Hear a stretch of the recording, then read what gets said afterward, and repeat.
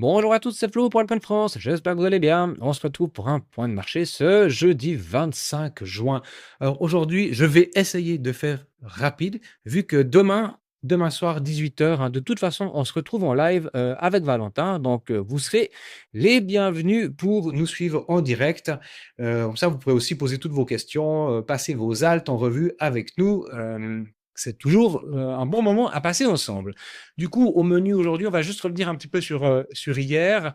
Voilà, il y a eu deux annonces, notamment sur les stocks américains, qui étaient hyper intéressantes. Aujourd'hui, ben, Bitcoin recorrige, hein, donc c'est intéressant. On parlera un petit peu du sentiment de marché entre hier et aujourd'hui. C'est assez intéressant de passer ça en revue. Et puis sinon, ben, très rapidement, on fera Bitcoin, Ether, une, deux alt, parce qu'il y a deux, trois choses à dire. Voilà. Avant d'aller directement sur les graphes, je vous rappelle que l'application altcoinfrance.com, elle est complètement gratuite. Vous avez tout l'espace public ici avec, bah, bien sûr les lives, hein, mais vous retrouvez nos analyses de marché, vous retrouvez nos opportunités sur les airdrops, votre profil d'investisseur, il y a moyen de faire un petit test un petit peu, hein, pour savoir quel profil en fait vous pouvez avoir. C'est assez intéressant. Donc n'hésitez pas à nous rejoindre. Vous êtes très nombreux à nous rejoindre tous les jours depuis quelques semaines là. Donc merci beaucoup à vous pour passer du temps chez nous. Et puis pour celles et ceux qui veulent aller plus loin, eh bien il y a la partie Elite Investor. Vous pouvez souscrire un abonnement. D'ailleurs, il faut qu'on en parle, hein.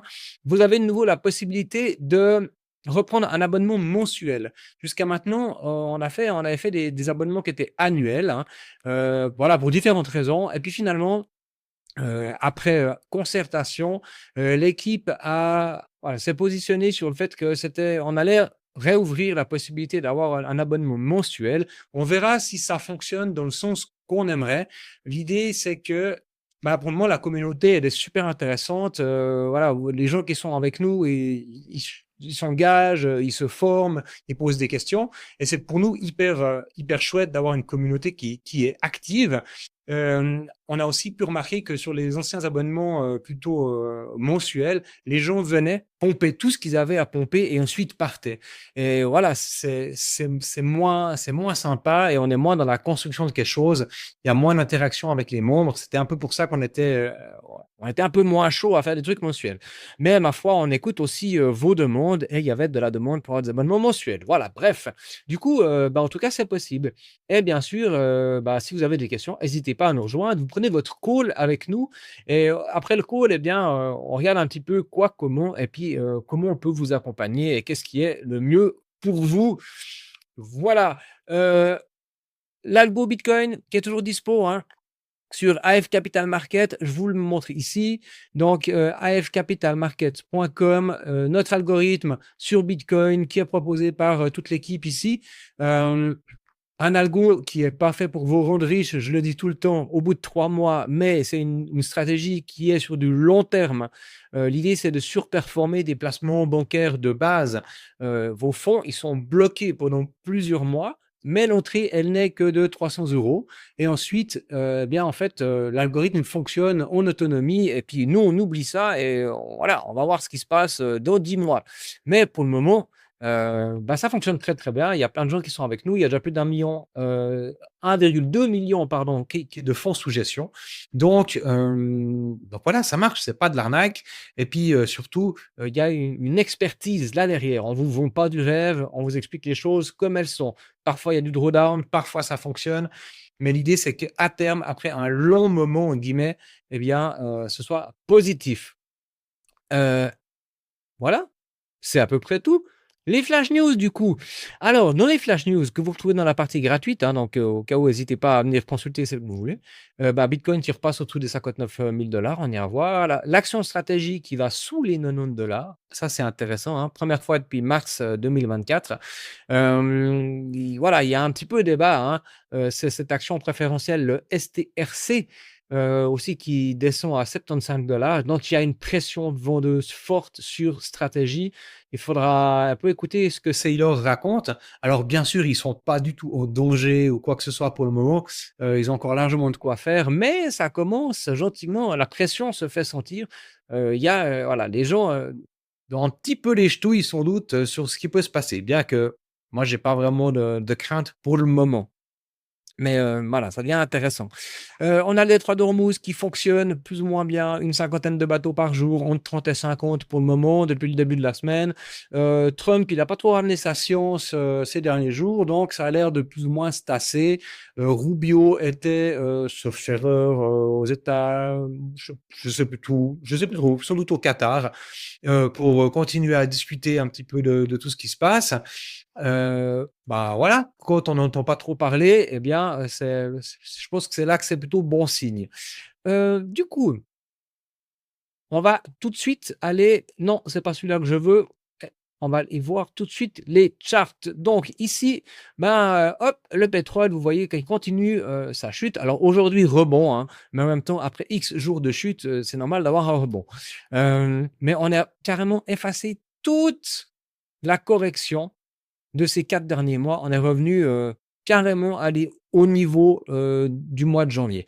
Donc c'est assez dingue, hein, ce qui voilà, cette correction qui s'opère là maintenant, c'est comme si le marché était complètement amnésique et puis avait oublié qu'il y avait encore, bien quelques mines sans doute et que finalement, pour le moment, la paix durable n'est pas signée, hein. Donc on peut avoir un retour de bâton. Dimanche soir encore, Trump annonçait qu'il allait bombarder, l'Iran s'il faisait n'importe quoi et tout ça.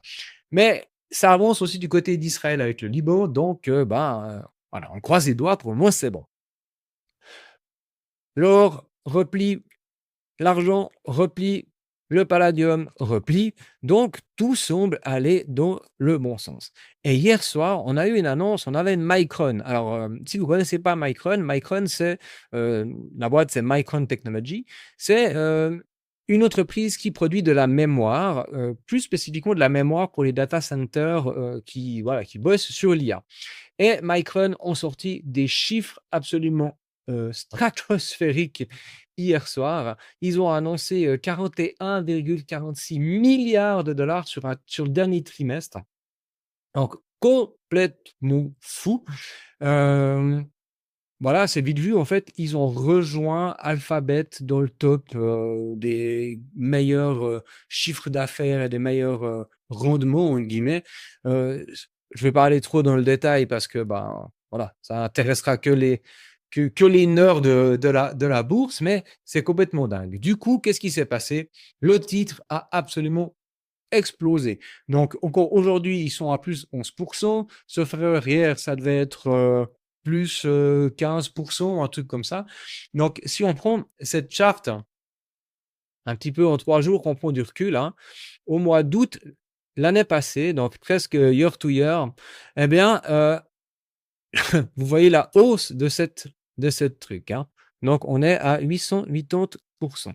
C'est absolument dingue ce que fait Micron. Ça devient vraiment une des entreprises avec laquelle il va falloir compter. Ça va rentrer dans tous les indices, voilà, pour les grosses capitalisations. Donc ça pèse énormément maintenant.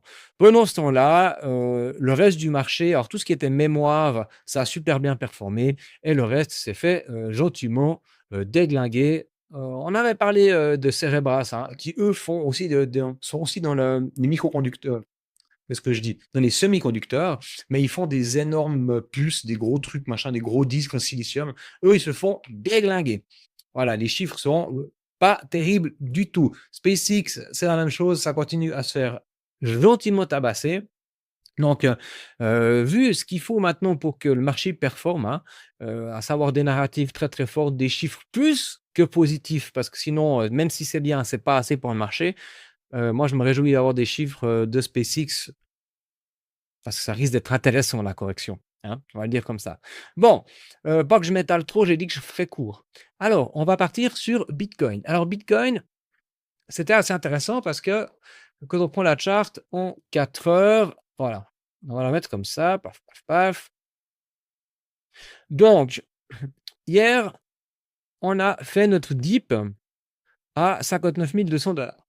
Sur X, c'était: «Ah attention, c'est la grosse correction, patati patata». Rebond, tout le monde s'est enflammé en disant: «Oui, c'était prévu, on est venu taper, juste sous les 60K et ensuite on repart à la hausse, c'était le rebond que tout le monde attendait. Ouais, sauf que si on allait regarder un tout petit peu du côté de l'open interest, on a vu que les gens étaient juste, mais juste en levier, comme des débilos, dans tous les sens. Donc d'abord, ils ont, shorté, enfin ils ont long ce marché à fond parce qu'on était sur des niveaux hyper intéressants, ils se sont fait défoncer. Ensuite, ils l'ont shorté en pensant que ça allait aller plus bas et du coup, qu'est-ce qu'il a fait le marché? Ben il a simplement travaillé son imbalance, il est venu tout retravailler, on a sorti tout ce qu'il y avait à sortir, toutes les personnes qui étaient en short et maintenant le train est plus ou moins déchargé et on peut commencer à aller creuser. Donc moi, je garde ma target, hein, qui se trouve toujours et encore entre les 54 et les 49K, voire même un peu plus bas si on doit aller travailler cette zone de balance qui est là-dessous, hein. On a le temps d'aller poser ce bottom. Pour moi, même si on doit faire un rebond et revenir autour des 64K, eh bien, à terme, je m'attends toujours à ce qu'on fasse un truc un peu comme ça, hein. Alors, l'amplitude, j'en sais rien, mais pour moi, on va pas faire un V-bottom et repartir, to the moon. Ça ça a pas de sens, en fait, de faire ça. Maintenant, Bitcoin, c'est très valorisé. Il faut du temps pour construire les choses. Il faut du temps pour poser un bottom. Il faut beaucoup de temps pour poser un bottom. Il faut décourager les gens, il faut les dégoûter dans tous les sens du terme, que ce soit par le temps ou par le prix comme on l'a fait avec le Covid, comme on l'a fait ici en 2018 et 2019. Il faut faire chier les gens. C'est comme ça. Il faut que les gens ils en aient marre, qu'ils vendent leur bitcoin pour que les gros derrière puissent faire acheter. Donc, soit maintenant on va squeeze tout le monde, on va faire très peur, et puis on va aller tellement bas que les gens vont paniquer, et puis ça va permettre de reprendre du supply, mais ça j'y crois pas trop. Soit on va plutôt, ma foi, continuer d'emmerder les gens pendant encore en tout cas 2 mois, et après, on verra. Moi, c'est plutôt le plan que je privilégie. De toute façon, si vous regardez les indicateurs, pour le moment, il y a rien qui est voilà, rien qui est ouvert, il y a tout qui est rouge, hein.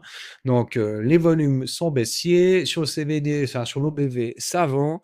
Ici, sur William, on est en état de stupidité, on est en survente dans tous les sens. Le MACD, même chose. Donc, on patiente. Et il y a pas de short à prendre ici, hein. On a eu des membres qui ont dit, «Oui, mais est-ce que ça vaut la peine de prendre un short ici?» Non, là, on n'a pas de setup, en 3 jours, en tout cas pas. Si on va regarder en daily, ben non plus, bien sûr que non. Quand on est, dans des niveaux comme ça, on doit attendre d'avoir des rebonds en zone de short pour aller shorter plus bas. Sinon, bah, là, on attend. Simplement, ne pas trader, c'est aussi trader. On est patient, on garde son cash de côté. Donc voilà, ce sont les zones de short, hein, vous les avez, elles sont plus haut. Donc Bitcoin, pour le moment, ça continue de travailler plus bas. Maintenant, si on doit avoir un rebond, ce qui est possible, hein, une fois que le train sera bien déchargé, que les gens, seront un petit peu calmés, peut-être qu'on retrouvera des personnes un peu sages qui viendront, s'exposer sur les dérivés et du coup, on pourra faire un rebond qui devra d'abord prendre son premier arrêt avant d'aller travailler la zone de short et si jamais on revient dans ce niveau-là, là, on aura un super short en daily à jouer avant d'aller plus bas. Pour le moment, c'est pas le cas. Donc pour le moment, ça doit se passer sur du 4 heures, sur du 1 heure. On doit aller chercher ça sur des niveaux qui sont beaucoup plus courts et ça s'adresse vraiment en trade pour les traders qui vont jouer maintenant, ici des retours autour des 61 000, 61 100 $ pour repartir plus bas, hein. Donc on va jouer maintenant ces escaliers, heu, ces phases comme ça, hein. Mais, pour le moment, là, il y a rien du tout à faire. On est juste patient. Voilà pour Bitcoin. ETH, même combat. Donc, on avait défini des niveaux. Vous voyez qu'on est venu un tout petit peu au-dessus du premier arrêt avant de repartir en dessous. Donc, bah, là, même chose, hein. Maintenant, on va prendre chaque fois les niveaux les uns après les autres. Puis en 4 heures, vous pouvez aller chercher, des niveaux de short. Tant qu'on n'a pas une inversion un petit peu, sur le momentum, eh ben, on privilégie le fait d'aller plus bas. Vous voyez que pour le moment, la structure, elle est bearish. En 4 heures, en 1 heure, c'est bearish, donc forcément en daily et tout ça, c'est aussi bearish. Qu'est-ce qu'on doit observer pour avoir une structure de retournement? On doit observer des structures en W avec des creux et des sommets gentiment plus hauts. Si on veut avoir une inversion forte et rapide, c'est-à-dire on va ravaler la dernière bougie baissière en entier et structurer par-dessus. Donc si on a une espèce de squeeze très fort, ça voudrait dire venir jusque-là, stabiliser là-dedans avant de pouvoir aller plus haut. Autant dire qu'on n'y est pas du tout. Donc là, il ne faut pas espérer avoir un truc comme ça tout de suite. En tout cas, moi, ça me paraît complètement utopique. Vous voyez un peu comme on a eu ici. Intéressant. Ici, le setup, hein, qu'on pouvait identifier, c'était la dernière bougie la plus basse. On a travaillé en hausse, on a une bougie d'impulsion, on est resté au-dessus de ce niveau.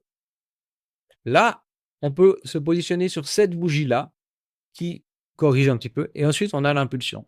Donc là, on a un setup, bon, il était tout pourri, hein, parce qu'on n'a pas un risk reward intéressant, mais ça, voilà, on prend la dernière bougie la plus basse. Une fois qu'on l'a complètement réavalée, on attend un retest normalement des niveaux pour pouvoir entrer. Donc, ça, c'est des choses qu'on vous apprend dans la partie Elite Investor, à identifier ces setups et puis après à les essayer de votre côté pour voir comment vous êtes familier avec ça et comment ça fonctionne pour vous. Voilà, les alts, BNB, bof, Sol, bof, ils ont la même tranche, donc ça a bien corrigé. Maintenant, on essaye un petit peu voilà, ça trade un petit peu à l'intérieur et il y a du rebond à l'intérieur de ces choses-là. Mais vous voyez qu'en daily, on est sur 1, 2, 3, 4, 5, 6 jours de baisse consécutive. On a clairement fait du McDo ici, donc on a cassé la ligne de coup des 68,23. Donc, prochain objectif, c'est plus bas. On y arrive gentiment. Et si on prend ces niveaux-là des 62, à mon avis, on ira chercher la zone des 52. Ça, c'est fait. On va passer Syrup, même chose. Ça m'embête, je suis bien obligé de l'avouer. J'aurais bien voulu qu'on fasse un bottom dans ce niveau-là. Je me disais que c'était plutôt bon, mais à voir, on est obligé d'aller creuser encore un peu plus bas. Ça commence à puer un petit peu sur Syrup, hein. La chart, elle est vraiment pas belle. Ondo, on arrive aux zones de rechargement. Pas de panique pour le moment. On est sur des niveaux d'achat et d'accumulation, alors que sur Syrup, on est gentiment sur des niveaux de stop pour certains, hein. Si on va plus bas que le bas, j'ai envie de dire, on a un dernier order block à 0,094 là, mais ça commence à être vraiment bas, hein. Hype, même chose, on est en train de faire un énorme M. Attention aux 52 $. Pour le moment, là, on a fait des structures baissières, hein, donc en daily, on a une structure baissière ici. Clairement, maintenant, pour reprendre de la force dans cette zone verte de rechargement, on doit retrouver des structures en W pour pouvoir aller chercher plus haut. Si on ne retrouve pas ça dans cette zone-là, aux alentours de mon EMA 50, eh bien, fortement, la chance, enfin, pardon, je vais y arriver. Il y a de fortes chances que la zone suivante soit de venir break. Ici, c'est 38,2 du mouvement complet et d'aller ensuite dans les prochaines zones de rechargement qui sont en plus des zones daily sur la dernière impulsion, hein. Mais vous voyez qu'on a des niveaux qui se chevauchent. C'est un petit peu complexe à trouver des niveaux intéressants parce que ça, c'est toute l'impulsion. Donc, vous avez le 38,2 de toute l'impulsion à 55 $. Elle est entre la zone de rechargement du petit mouvement 4 heures ici et puis de cette dernière impulsion en plus en daily. Ça nous donne des niveaux un petit peu hybrides où le prix pourrait se retourner à plein d'endroits. Mais grosso merdo, on identifie que ça, c'est une zone dans laquelle ce serait intéressant que le prix se retourne, hein. Sinon, on va aller vraiment plus bas.